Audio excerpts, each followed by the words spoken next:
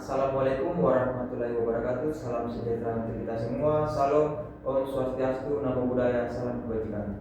Perkenalkan, nama saya Lakode Muhammad Salman, peserta Latsar CPNS Angkatan 28 di instansi Badan Nasional Pencarian dan Pertolongan, tepatnya di KPP Jayapura. Di samping saya ada senior saya, Bang. Terima kasih. Wassalamualaikum warahmatullahi wabarakatuh. Halo Kakak Salma. Siap. Halo juga untuk semua pendengar. Senang sekali bisa berbagi pengalaman di sini, apalagi tentang nilai-nilai yang sudah menjadi bagian dari perjalanan saya di Basarnas. Mungkin Abang boleh sedikit cerita tentang kapan masuk di Basarnas? Oh iya. Perkenalkan, nama saya Pak Arif Santoso. Saya bergabung di Basarnas pada tahun 2005, tepatnya di bulan Februari. Kemudian di situ setelah bergabung bekerja di berbagai pos SAR, jadi ada perpanjangan dari Jayapura, kantor pencarian pertolongan Jayapura, yaitu di Posar Wamena, Posar Kusibir, Posar Sambi, dan juga di kapal. Saya selama ini melihat selama menjadi seorang CPNS di kantor SAR Jayapura, saya melihat bahwa pelayanan di kantor SAR Jayapura ini sangat baik, terutama dalam melayani masyarakat di bidang pencarian dan pertolongan.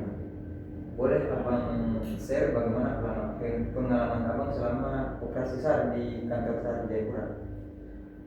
Ya, jadi nilai yang paling mendasar sebagai seorang rescuer, sebagai seorang penolong adalah orientasi kita selalu pada menolong sesama tanpa pamrih. Jadi menurut pengalaman, saya pernah terlibat operasi SAR yang tempatnya jauh sekali, kemudian sulit dijangkau, dan juga peralatan yang kurang memadai. Tapi apapun yang terjadi, kita sadar bahwa pelayanan yang kami berikan bukan sekedar tugas, tapi sebagai panggilan kemanusiaan, yaitu melayani dengan hati adalah kata kunci. Contohnya kalau di Basarnas, kita akan selalu ada yang bersiap siaga selama 24 jam, 7 hari dalam 1 minggu, untuk memberikan pelayanan pencarian dan pertolongan tanpa membedakan siapapun yang membutuhkan bantuan. Berikutnya Bang, saya juga melihat khususnya untuk personel Basarnas ini sangat bertanggung jawab, akuntabel dalam melaksanakan operasi SAR. Mungkin Abang bisa menceritakan sedikit pengalaman Abang, apa itu rasa tanggung jawab pada personel Basarnas? Ya, benar sekali sama. Setiap tindakan harus ada pertanggungjawaban. Contohnya saat operasi, saya pernah menjadi anggota ataupun menjadi koordinator. Nah, semua informasi, data, mulai dari data korban, kemudian lokasi, alat apa saja yang digunakan, dan juga sampai hasil misalnya perharian, kita catat dengan sangat detail. Misalnya, penolong ini berapa orang dari instansi mana saja, kita akan sangat detail untuk nama maupun pangkat. Untuk saya pribadi, akuntabilitas itu sangat penting agar masyarakat atau publik ini percaya ke kita, dan juga agar setiap keputusan kita punya dasar yang kuat. Jadi kita nggak hanya asal bertindak ataupun mengambil keputusan karena nyawa dan reputasi lembaga ini dipertaruhkan. Jadi contohnya operasi SAR itu harus dilaporkan secara terbuka dan dapat ditanggungjawabkan. Saya juga melihat Bang, di saat personel Basarnas melakukan operasi, keterampilannya luar biasa sekali, sangat mantap. Jadi untuk keterampilan di Basarnas itu selalu kan ada namanya diklat-diklat. Mungkin Abang bisa menceritakan diklat apa saja yang Abang pernah lakukan? Ya. Nah, sebagai seorang penolong atau rescuer, kemampuan teknis ataupun skill individu itu harus terus diasah. Contohnya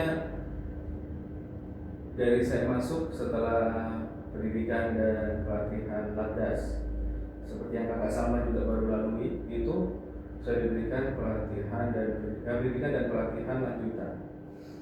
Ada 3, dari pertama high angle rescue technique atau vertical rescue atau biasa disebut dengan pencarian pertolongan di ketinggian. Kemudian yang kedua itu jungle rescue atau pencarian pertolongan di hutan. Kemudian medical first responder atau pertolongan pertama. Kemudian diberikan lagi pendidikan spesialis yaitu instruktur SAR.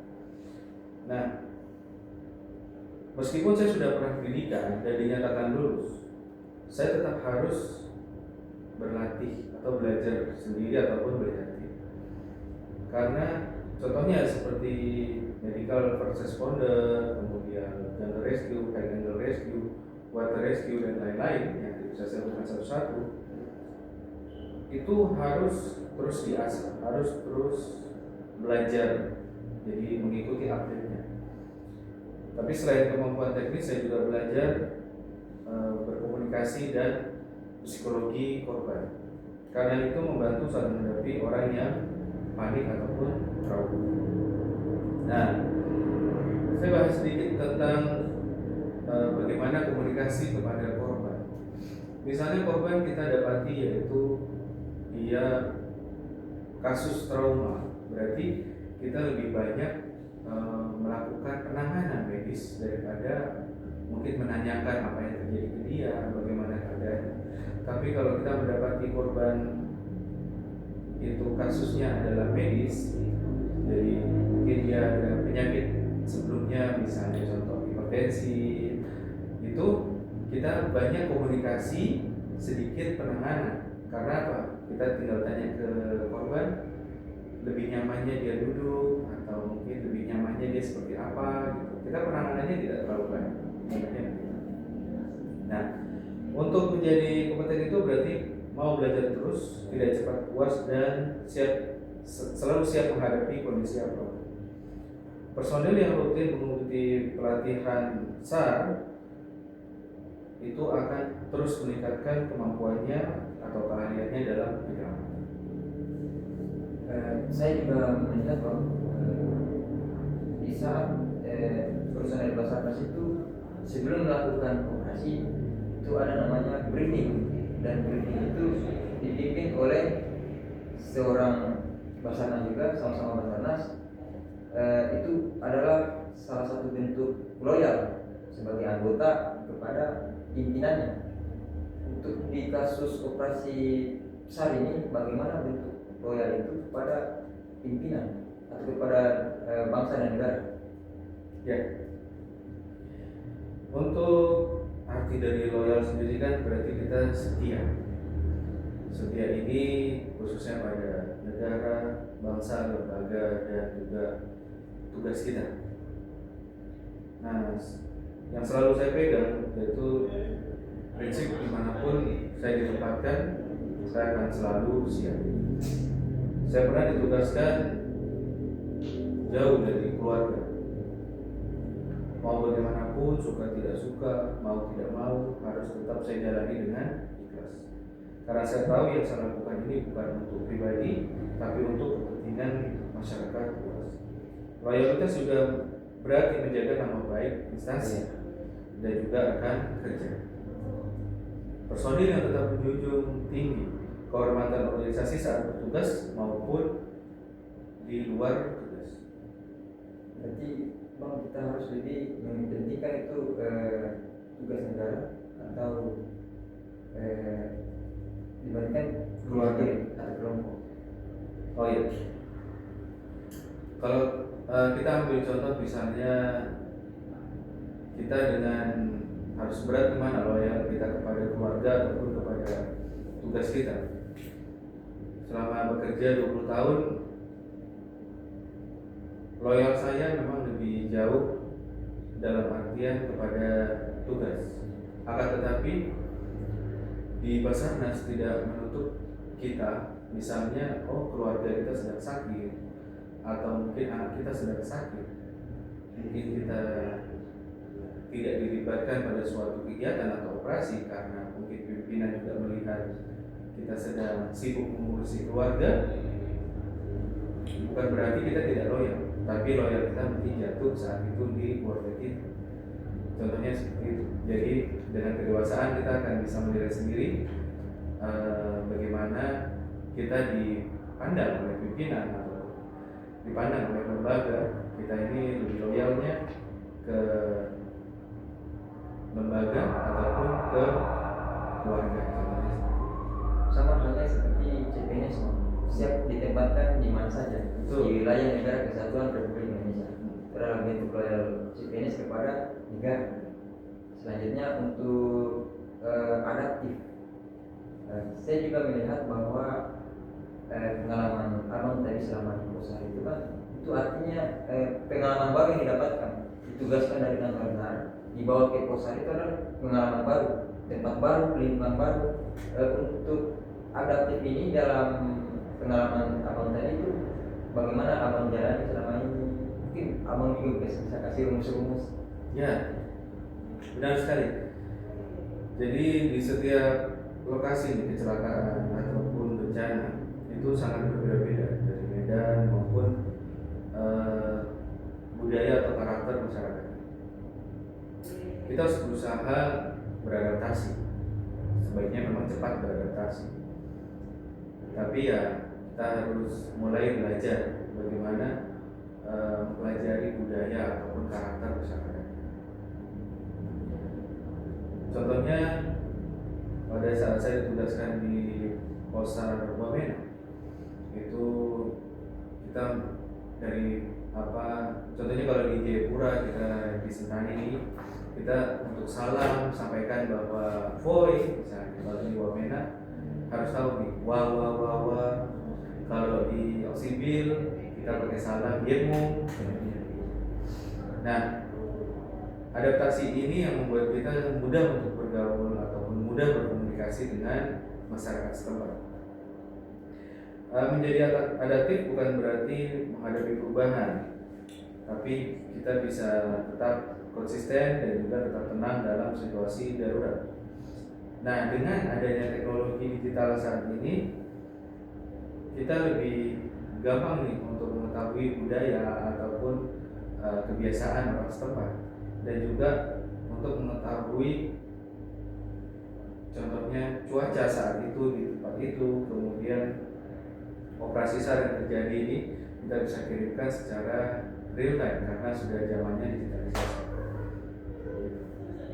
Berarti kita harus juga mengikuti perkembangan zaman itu.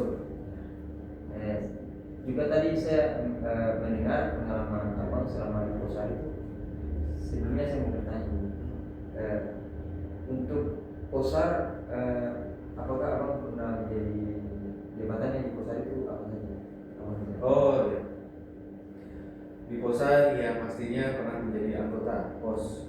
Jadi saya dipimpin seorang koordinator, kemudian juga pernah menjadi koordinator pos. Nah, itu pas ditugaskan di koordinator sebagai koordinator pos pencarian pertolongan SARMI. Ya punya tugas dan tanggung jawab yang berbeda ya dari seorang koordinator ataupun seorang anggota. Yang pasti setiap jabatan itu mempunyai tugas dan tanggung jawab serta haknya yang dilakukan secara sungguh-sungguh. Berarti koordinator pos ini adalah perpanjangan tangan dari kepala kantor. Ya, betul sekali. Jadi koordinator pos ini perpanjangan dari kepala kantor, termasuk misalnya bagian umum, kita kasubag umum itu perpanjangan tangannya di pos adalah koordinator pos. Kemudian untuk operasi SAR biasanya di kantor dipegang kasih opnya, tapi karena di pos ya langsung dipegang sama koordinator pos. Kemudian untuk peralatan dan perlengkapan, kemudian kendaraan itu harus mengikuti koordinator aset. Peralatan dan perlengkapan itu dari di kantor biasanya dipegang oleh kasih sumber daya, tapi kalau di pos berarti langsung ke koordinator. Yang saya mau tanyakan ini terkait koordinasi. Jadi karena koordinator pos ini perpanjangan tangan dari kepala kantor, mungkin abang bisa menceritakan kolaboratif atau kerjasama apa saja yang pernah abang lakukan dengan instansi terkait di pos. Ya, jadi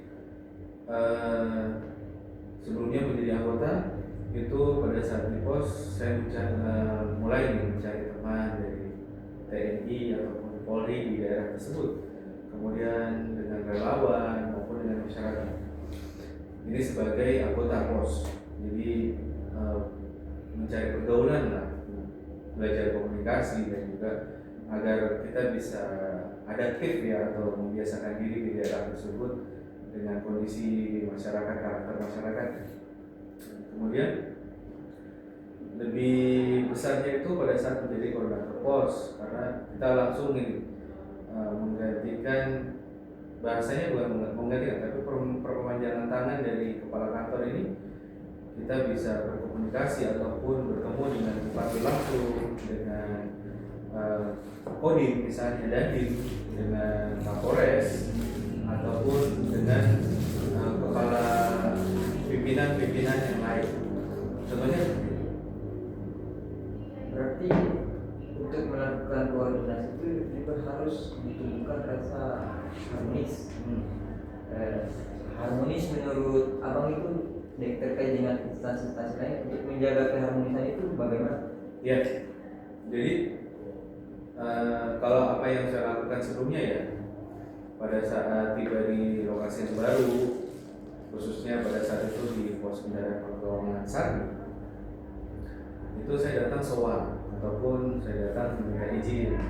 Yang pertama sekali saya ingat itu saya ke 4 kepala suku yang ada di Sarmi, meminta izin untuk menginjak tanah di Sarmi, kemudian menghirup udaranya, mengambil airnya, mengambil tanamannya, dan juga menikmati.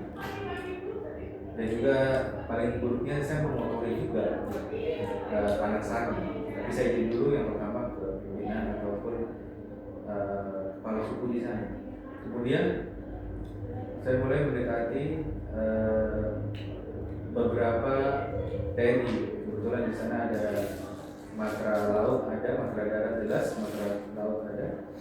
Itu saya juga sowan ke Dandim dan juga ke Angkatan Laut. Di sini ya saya datang sebagai koordinator pos, saya minta izin bahwa saya mulai ikut bergabung nih di sini. Dan bahasanya kita anak baru, ya kita yang harus hormat dan harus menghargai yang di duluan di sana. Jadi untuk menjaga kolaborasi maupun harmonis ya. Berarti nilai-nilai harmonis ini sangat penting, itu terutama nilai berakhlak. Nilai berakhlak ini bukan cuma untuk masyarakat atau negara, tapi untuk diri sendiri ya. Sangat baik untuk diri sendiri, karena kedisiplinan kita bisa teratur mulai dari kesehatan, fisik dan sebagainya. Jadi kalau menurut abang nilai-nilai berakhlak ini bagaimana? Ya, untuk inti dari berakhlak ya, bagi saya berakhlak adalah jiwa dari seorang aparatur sipil negara sejati. Jadi bukan hanya diucapkan, tapi dijalani setiap hari di lapangan, di kantor, dan juga di hati. Kalau semua ASN khususnya Rescuer hidup dengan nilai ini, maka Indonesia akan punya aparatur yang tangguh, berintegritas, dan benar-benar melayani rakyat. ASN tidak hanya dituntut bekerja profesional, tapi juga menjadi teladan dalam sikap dan perilaku yang mencerminkan nilai-nilai luhur bangsa. Berarti pada intinya kita harus bangga melayani bangsa. Betul. Mungkin itu video dari kami. Kami tutup dengan slogan We are family, profesional, modern, teruji. Wassalamualaikum warahmatullahi wabarakatuh. Salam sejahtera untuk kita semua. Salam Om Swastiastu, Namo Buddhaya, salam kebajikan.